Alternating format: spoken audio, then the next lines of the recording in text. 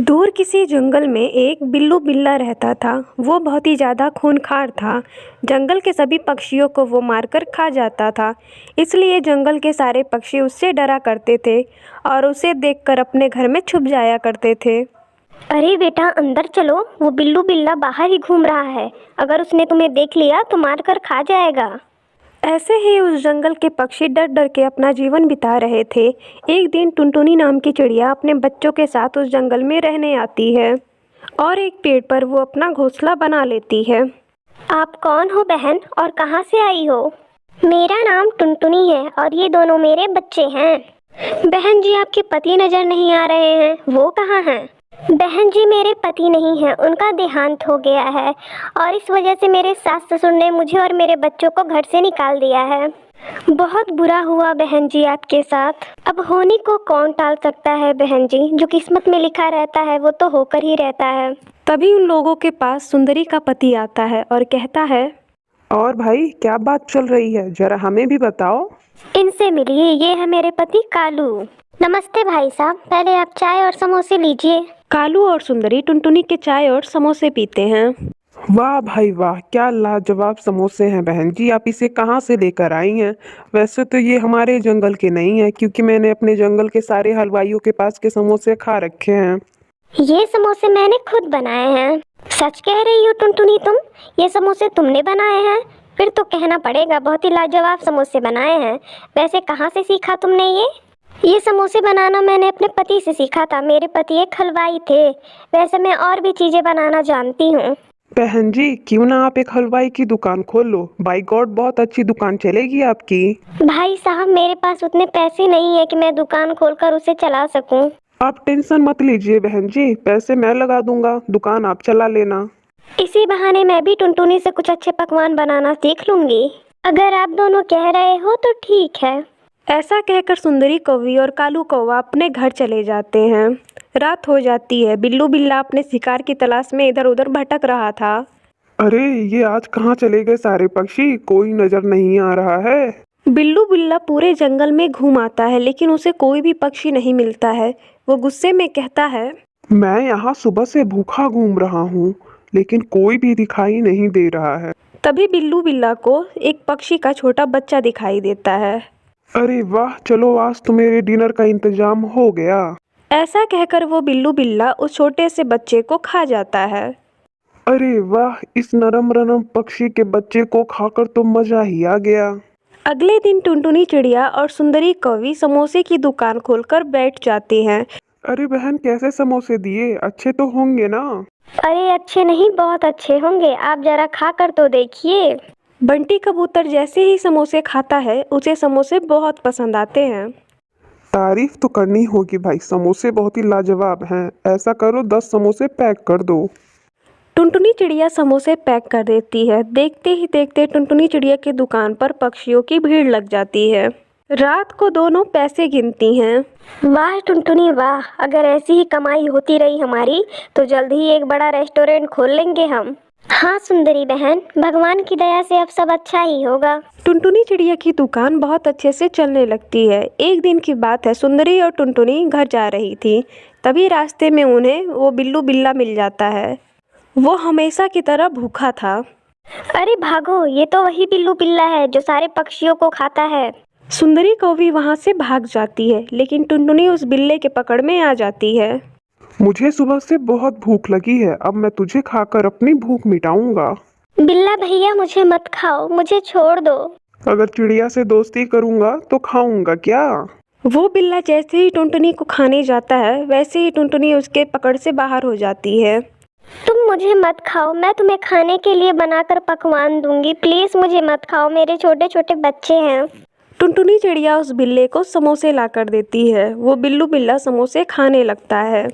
वो बिल्ला धीरे धीरे बहुत सारे समोसे खा जाता है। उसको समोसे बहुत ज़्यादा पसंद आते हैं।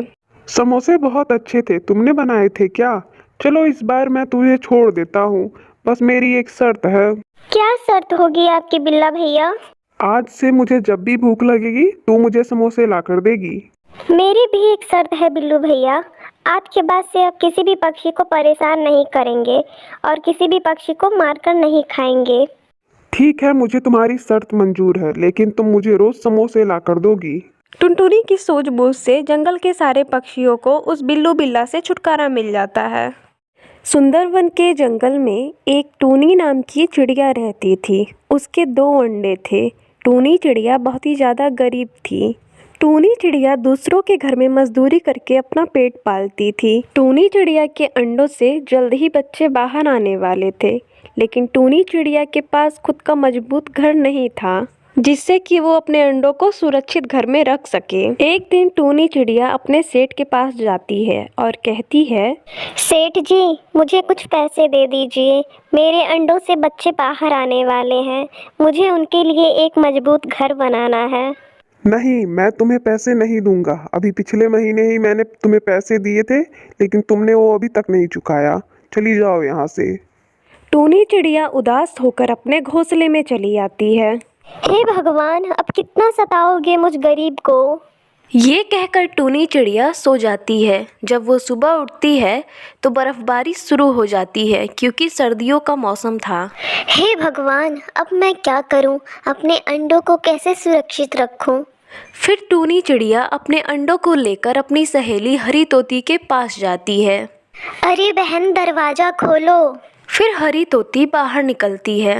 अरे टूनी बहन, क्या हुआ? इतनी बर्फ बारिश में तुम बाहर क्या कर रही हो?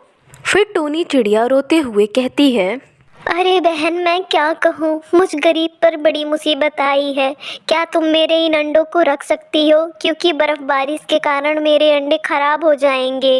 अरे नहीं नहीं टूनी बहन, मैं तुम्हारे अंडों को नहीं रख सकती हूँ, क्योंकि मेरे घर में जगह नहीं है। तुम अब यहाँ से जाओ। फिर टूनी चिड़िया उदास होकर वहाँ से चली जाती है। इसी तरह टूनी चिड़िया बहुत लोगों से मदद मांगती है, पर उसकी मदद कोई भी नहीं करता है। फिर टूनी चिड़िया कालू कौवे के पास जाती है और कहती है, कालू भैया, मेरी एक मदद कर दीजिए। मुझ पर बहुत उपकार होगा आपका। मेरे इन अंडों को अपने घर में रख लीजिए, क्योंकि ये ठंड के मारा खराब हो जाएंगे। मेरी मदद करिए कालू भैया, मेरी मदद करिए। बस कुछ दिनों के लिए रख लीजिए, तब तक मैं अपना एक नया घर बना लूँगी। ठीक है टूनी बहन, तुम बिल्कुल भी चिंता मत करो। मैं तुम्हारे अंडों को एकदम सुरक्षित रख दूंगा। कालू कौवा टूनी चिड़िया के अंडों को सुरक्षित अपने घर में रख देता है। टूनी चिड़िया अपना घर बनाने के लिए चल पड़ती है। सर्दी बहुत ज़्यादा थी। टूनी चिड़िया ढंग से उड़ भी नहीं पा रही थी, लेकिन वो किसी तरह लकड़ियाँ इकट्ठा करती है और अपनी चोंच में पकड़कर उसे ले जाती है। रास्ते में टूनी चिड़िया को एक सेब का पेड़ दिखाई पड़ता है। टूनी चिड़िया सोचती है, क्यों ना मैं अपना घर इसी पर बना लूँ। फिर टूनी चिड़िया उसी सेब के पेड़ पर अपना घर बनाना शुरू कर देती है। सर्दी काफ़ी थी, लेकिन टूनी चिड़िया कड़ी मेहनत करती है। रात भर मेहनत करके वो अपना घर बनाती है। कड़ी मेहनत के बाद टूनी चिड़िया का घर तैयार हो जाता है। चलो, अब घर तो बन गया। अब चलकर अपने अंडों को लेकर आती हूँ, फिर इसमें रख दूँगी और मेरे अंडे बहुत सुरक्षित हो जाएंगे। फिर टूनी चिड़िया अपने अंडों को लाने के लिए कालू कौवे के घर जाती है। कालू भैया, आपका बहुत बहुत धन्यवाद कि आपने मेरे अंडों को सुरक्षित रखा है। मैंने अपना घर बना लिया है। अब मैं अपने अंडों को यहाँ से लेकर जा रही हूँ। फिर कालू कौवा कहता है, अरे टूनी बहन, इसमें धन्यवाद की क्या बात है? ये तो मेरा फर्ज था।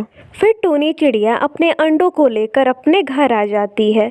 कुछ ही समय बाद उस अंडों में से बच्चे निकल आते हैं। फिर टूनी चिड़िया खुशी खुशी से अपने बच्चों के साथ अपना जीवन बिताने लगती है।